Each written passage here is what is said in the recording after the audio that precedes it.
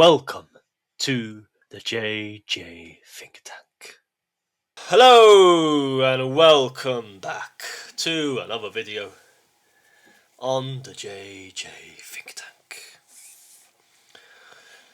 In this one, I want to talk about the Catholic Church, my main issues with the Catholic Church, why I don't really perhaps view myself as a Catholic.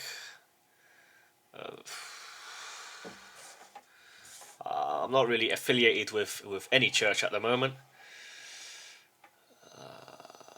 I know it's important to go to church. A lot of Christians argue that you need to be part of a church. A lot of theologians, a lot of Christians, a lot of priests, they say that if you don't go to church, you won't be saved. Now, I don't know. Maybe they are correct. Maybe they are not. I don't know. I believe there are a lot of monks out there. What about them? Will they be saved? Will the monks be saved or not? Because I don't believe they are part of a church. They are outside of the structures of the church. They lead a monastic life. So will they be saved?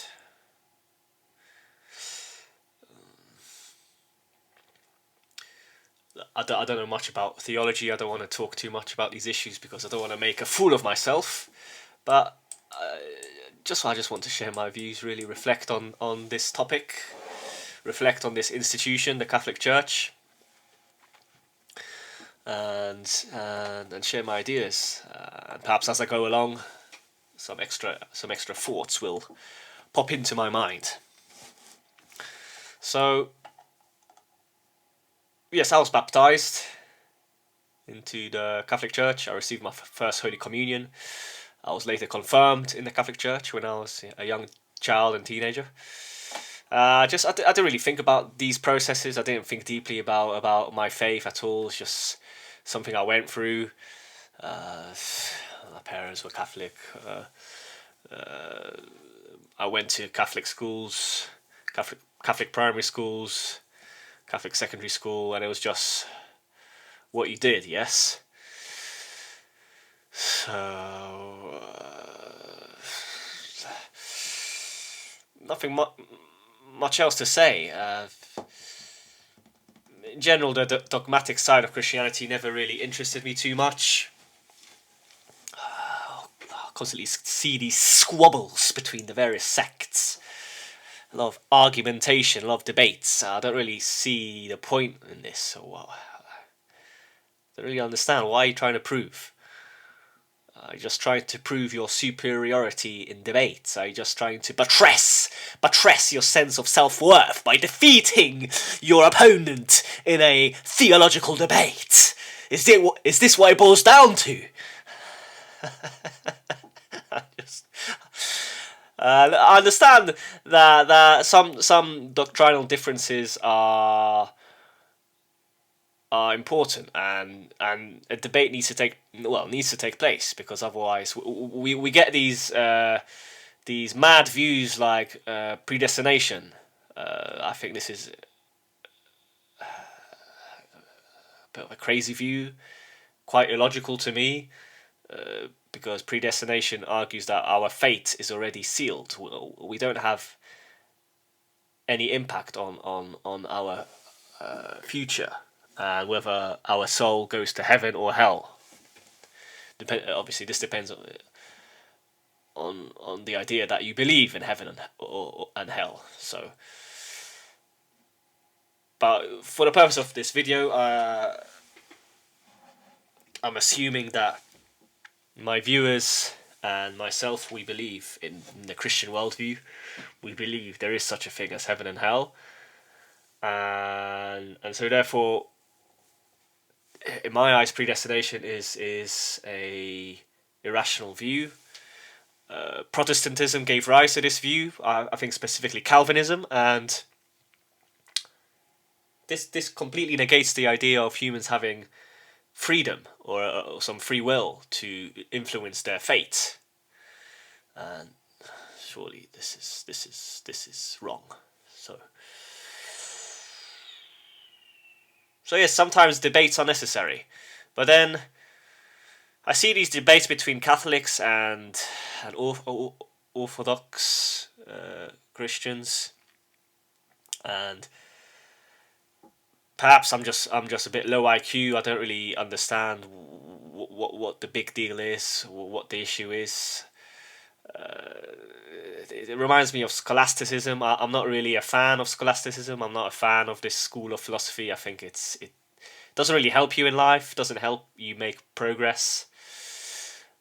But then, of course, there are important doctrinal differences. So the papacy. So this is key, definitely. I guess this debate is interesting. Perhaps a few other debates are important, but yes. I think sometimes these debates don't really help. It's just a waste of time. So, to me, I mean, what's important is to act like a Christian, to behave like a Christian. But this is the hardest thing. It's not easy. You can spout as much as you like online about Christianity. You can be erudite. You can know all the theology, but ultimately, do you act like Christ? Do you behave like Christ? Do you give up your life for others?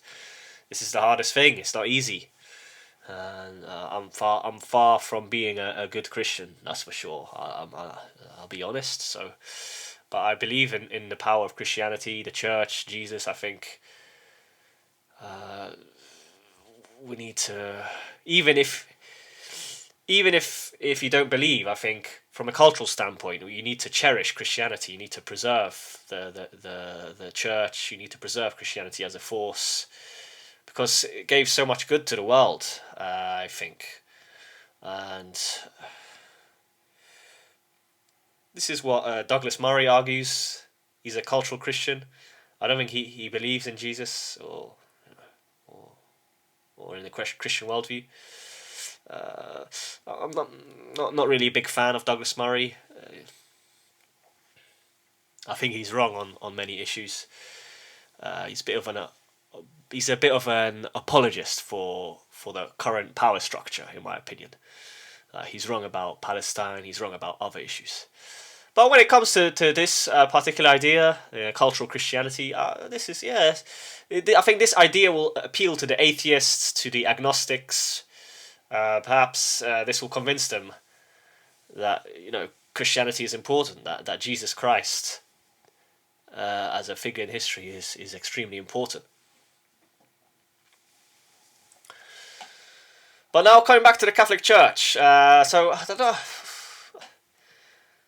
Would I call myself a Catholic? I don't think I am a Catholic. I don't think I am. I believe in Jesus. I do believe in Jesus. I believe in the power of Jesus.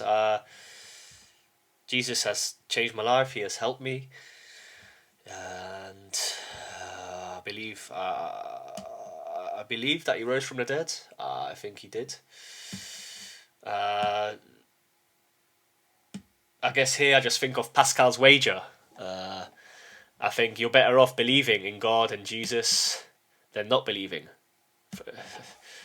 So let's talk quickly about Pascal's wager.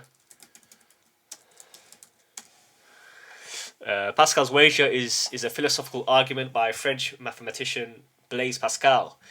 It posits that rational people should live as though God exists and believe in him, because the potential infinite reward of heaven outweighs the finite everyday losses of living a religious life if you end up being wrong. So here are the four options. You believe and God exists. You gain infinite rewards. You believe and God does not exist. You lose very little. You don't believe and God exists. You face infinite loss. You don't believe and God does not exist. You neither gain nor lose much. So this is an interesting idea, an interesting argument by Pascal. And I mean, even neuroscience confirms that religious people are happier, because I guess they develop a certain region in their brain that is attuned to happiness. I've seen such evidence. I've seen such studies online. So it makes sense even from a rational perspective to believe in God. Yes. So that's interesting.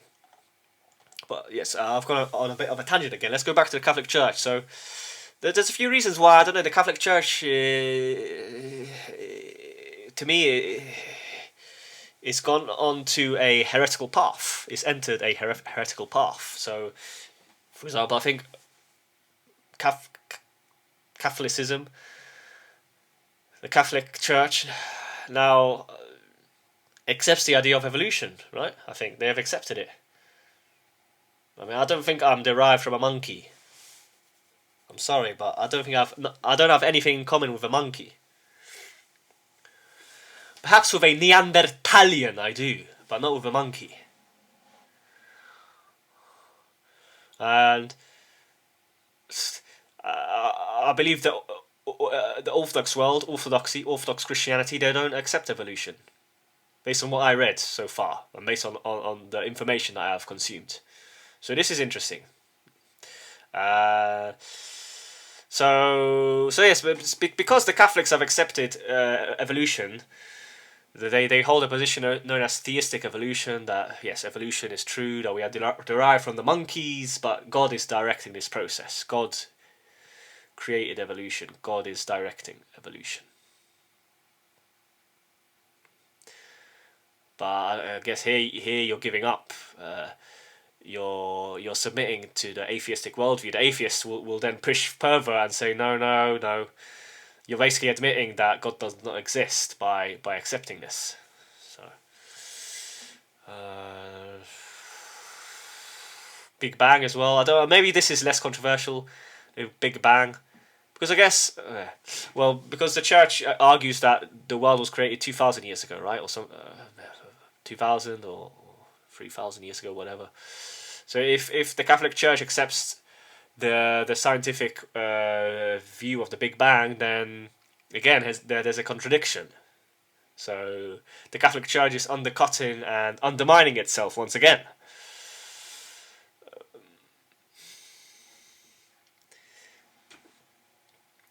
I don't know.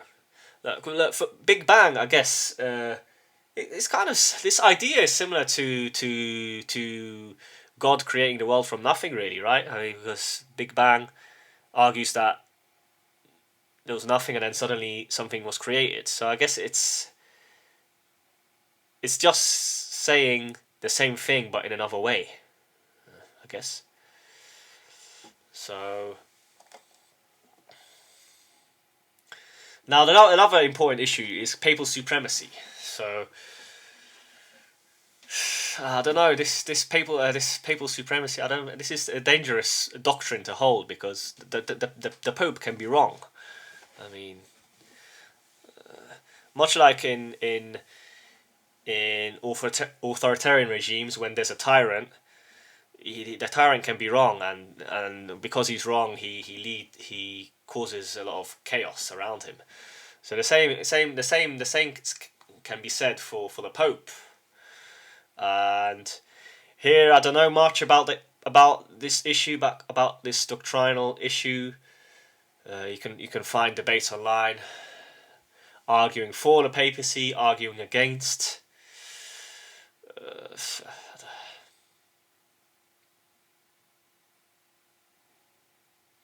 All I can say here is that the Pope, the recent Pope Francis, and I guess the new Pope, I don't know his name. I think he's from Argentina. The new Catholic Pope, he's pushing this ecumenism, yes, between Christians, Muslims, and Jews. Now, I don't know about you, but Muslims and Jews, they don't believe in Jesus, right? So they don't believe that Jesus rose from the dead. So is this ecumenism warranted? Look, I understand there has to be a dialogue, but the Church shouldn't concede certain things, right? It shouldn't concede certain ideas, certain viewpoints. So again, this makes me not really be a Catholic. I don't think I am a Catholic because of this. Definitely, here I definitely agree with the Orthodox view. Like Vatican II was definitely the heretical council. I think surely the Orthodox Christians are right here. I think they are right. You can't argue against this.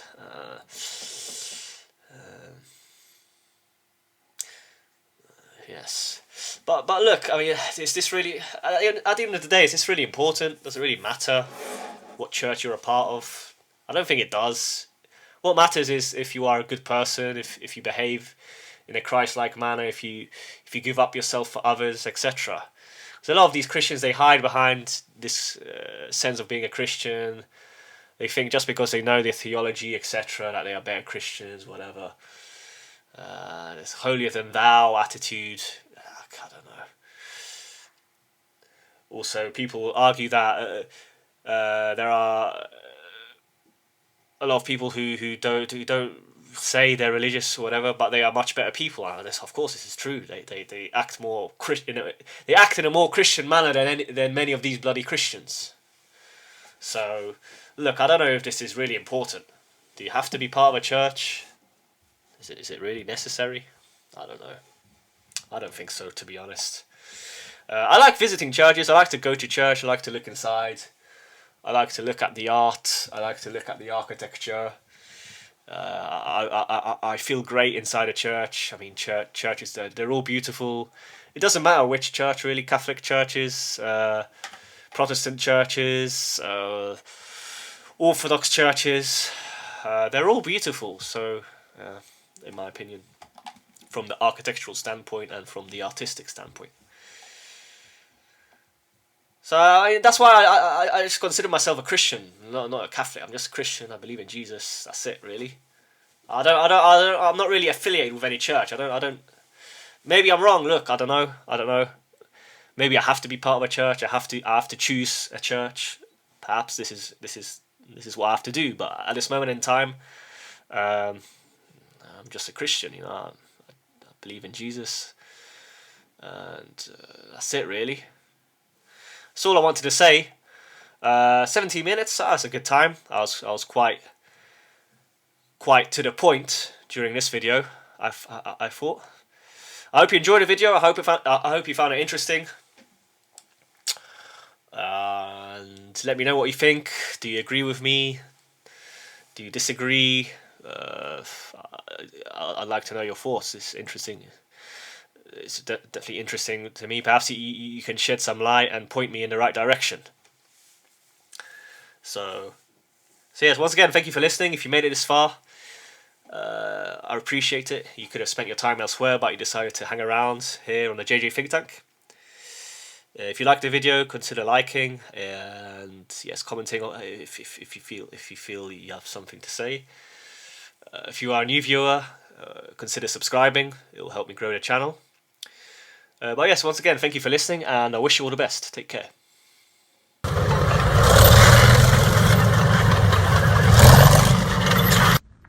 One, fire in the hole. Thank you for listening to the JJ Think Tank. Please like and subscribe if you enjoyed the video.